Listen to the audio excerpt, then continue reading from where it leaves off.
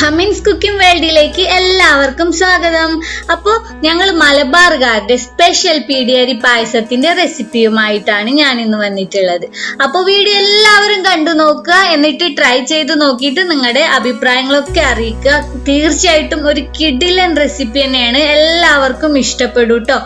Video നിങ്ങൾക്ക് ഇഷ്ടപ്പെട്ടിട്ടുണ്ടെങ്കിൽ like ചെയ്യുക, ഷെയർ ചെയ്യുക, പിന്നെ നിങ്ങളുടെ അഭിപ്രായങ്ങളൊക്കെ കമന്റ് ചെയ്യുക കേട്ടോ. പിന്നെ ഈ ചാനൽ ഇതുവരേക്കും സബ്സ്ക്രൈബ് ചെയ്യാത്തവരുണ്ടെങ്കിൽ പ്ലീസ് ഒന്ന് സബ്സ്ക്രൈബ് ചെയ്യാട്ടോ. അപ്പൊ നമുക്ക് നമ്മുടെ റെസിപ്പിയിലേക്ക് പോവാം.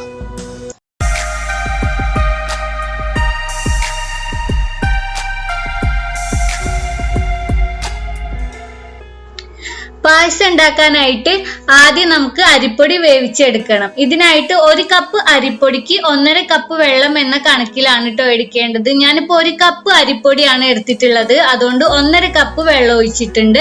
പിന്നെ ഈ വെള്ളത്തിലേക്ക് ആവശ്യത്തിന് ഉപ്പ് ഇട്ടിട്ട് നമ്മൾ ഇത് നന്നായിട്ടൊന്ന് തിളപ്പിച്ചെടുക്കണം. ഈ വെള്ളം തിളച്ചു വരുമ്പോൾ നമ്മൾ എടുത്തു വെച്ചിരിക്കുന്ന അരിപ്പൊടി ഈ വെള്ളത്തിലേക്ക് ഇട്ട് കൊടുക്കുക.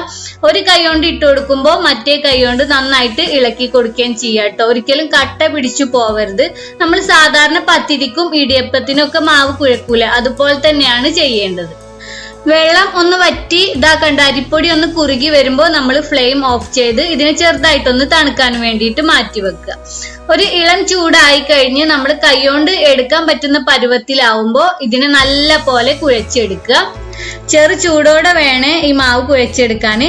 കുഴച്ചെടുത്തതിനു ശേഷം ഇതുപോലെ ചെറിയ ചെറിയ ഭാഗമാക്കി എടുത്തിട്ട് ഇതുപോലെ നീളത്തിലുള്ള ചെറിയ ചെറിയ ഷേപ്പ് ആക്കിയിട്ട് മാറ്റുക. ഇതാ കണ്ടോ, ഇതുപോലെ ഈ മാവിനെ മുഴുവനും തയ്യാറാക്കി എടുക്കണം കേട്ടോ.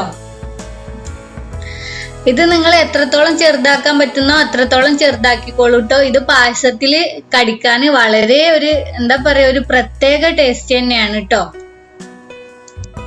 ഇതാ കണ്ടോ, ഞാനിപ്പോ ആ മാവ് മുഴുവനും ഇതുപോലെ തയ്യാറാക്കി എടുത്തിട്ടുണ്ട്. ഇനി നമുക്ക് ഇതിനെ മാറ്റി വെക്കാം. എന്നിട്ട് ഇതിലേക്ക് വേണ്ട ശർക്കരയൊന്ന് ഉരുക്കിയെടുക്കണം. ഞാനിപ്പോ ഒരു 200 ഗ്രാം ശർക്കരയാണ് കേട്ടോ എടുത്തിട്ടുള്ളത്. 2 കപ്പ് വെള്ളത്തിലാണ് ഞാനിപ്പോ ഇതിനെ ഉരുക്കിയെടുക്കണത്. ഇപ്പൊ ശർക്കര നന്നായിട്ട് ഉരുകി വന്നിട്ടുണ്ട്. ഇനി ഇതിലുള്ള വേസ്റ്റ് ഒക്കെ ഒന്ന് കളയാൻ വേണ്ടിയിട്ട് ഒന്ന് അരിച്ചെടുക്കണം. അതിനുശേഷം മാത്രമേ പായസം ഉണ്ടാക്കാനായിട്ട് ഉപയോഗിക്കാൻ പാടുള്ളൂ കേട്ടോ.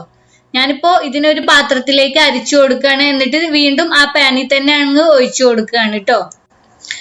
ഇപ്പോ ഇതിനെ അരിച്ചെടുത്തിട്ട് ഞാൻ തിരിച്ച് ആ പാനിക്ക് തന്നെ ഒഴിച്ചിട്ടുണ്ട്. ഇനി വീണ്ടും ഇതിനെ ഒന്ന് തിളപ്പിച്ചെടുക്കുക. ഇത് തിളച്ചു വരുന്ന സമയം കൊണ്ട് നമുക്കൊരു 1/4 കപ്പ് അരിപ്പൊടി എടുത്തിട്ട് 1/2 കപ്പ് വെള്ളത്തിൽ ഒന്ന് കട്ടയൊന്നും കെട്ടാതെ നല്ല പോലെ ഒന്ന് കലക്കി വെക്കണം. ഇപ്പൊ ശർക്കര പാനി തിളച്ചു വരാൻ തുടങ്ങിയിട്ടുണ്ട്. അപ്പൊ നമ്മൾ തയ്യാറാക്കി വെച്ചിരിക്കുന്ന പിടിയരി ഉണ്ടല്ലോ, അത് ഇതിലേക്ക് ഇട്ട് കൊടുക്കുക. ഇത് ഇട്ട് കൊടുത്ത ഉടനെ തന്നെ നമ്മൾ വെള്ളത്തിൽ കലക്കി വെച്ചിരിക്കുന്ന അരിപ്പൊടി ഇല്ലേ, അതും കൂടെ ഒഴിച്ചു കൊടുക്കുക. ഇനി കൈവിടാണ്ട് ഇളക്കി കൊടുത്തോണ്ടിരിക്കണം കേട്ടോ, അല്ലെങ്കിൽ ഇപ്പൊ നമ്മൾ ഒഴിച്ചു കൊടുത്ത അരിപ്പൊടി കട്ട പിടിച്ചു പോവും. ഒരു 2-3 മിനിറ്റ് മാത്രം ഇളക്കി കൊടുത്താൽ മതി. അപ്പോഴേക്കിന് ഇത് കറക്റ്റ് തിക്കായിട്ട് വരും. ഇപ്പൊ കണ്ടോ, പായസം നല്ല തിക്കായിട്ട് വന്നിട്ടുണ്ട്. ഇനി ഇതിലേക്ക് ഒരു 1/4 കപ്പ് തേങ്ങ ചിരവി എടുത്തതും കൂടെ ചേർത്തിട്ട് ഒന്നും കൂടെ ഒന്ന് ഇളക്കി മിക്സ് ചെയ്യുക. അതിനുശേഷം ഫ്ലെയിം ഓഫ് ചെയ്യാം. തീ ഓഫ് ചെയ്തതിനു ശേഷം ഇതിന്റെ മുകളിൽ ഏകദേശം 1 ടേബിൾ സ്പൂണോളം നെയ്യും കൂടെ ഒന്ന് കുടഞ്ഞു കൊടുക്കുക. വേണ്ടവർക്ക് ഇതില് കാഷ്യൂ നട്ട്സും റൈസിൻസും ഒക്കെ ഇട്ടിട്ട് ഗാർണിഷ് ചെയ്തെടുക്കാം കേട്ടോ. അങ്ങനെ ഇപ്പോ നമ്മുടെ മലബാറിലെ സ്പെഷ്യൽ പിടിയരി പായസം റെഡി ആയിട്ടുണ്ട്.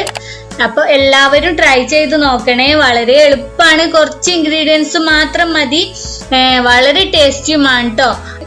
ഈ വീഡിയോ നിങ്ങൾക്ക് ഇഷ്ടപ്പെട്ടിട്ടുണ്ടെങ്കിൽ ലൈക്ക് ചെയ്യുക, ഷെയർ ചെയ്യുക, പിന്നെ നിങ്ങളുടെ അഭിപ്രായങ്ങളൊക്കെ കമന്റ് ചെയ്യുക. അതുപോലെ എപ്പോഴും പറയുന്ന പോലെ ഈ വീഡിയോ കണ്ടുകൊണ്ടിരിക്കുന്ന ആരെങ്കിലും ഈ ചാനൽ ഇതുവരേക്കും സബ്സ്ക്രൈബ് ചെയ്യാത്തവരുണ്ടെങ്കിൽ പ്ലീസ് ഒന്ന് സബ്സ്ക്രൈബ് ചെയ്യട്ടോ. മാത്രമല്ല തുടർന്ന് വരുന്ന ബെല്ലൈക്കൺ ഒന്ന് പ്രസ് ചെയ്യുക. അതില് ശേഷം വരുന്ന 3 ഓപ്ഷൻ ഉണ്ട്, അതിൽ ഓൾ എന്ന ഓപ്ഷനും കൂടെ മറക്കാതെ പ്രസ് ചെയ്ത് വെക്കുക കേട്ടോ. അപ്പൊ നമുക്ക് വീണ്ടും ഒരു കിടിലൻ റെസിപ്പിയുമായിട്ട് കാണാം.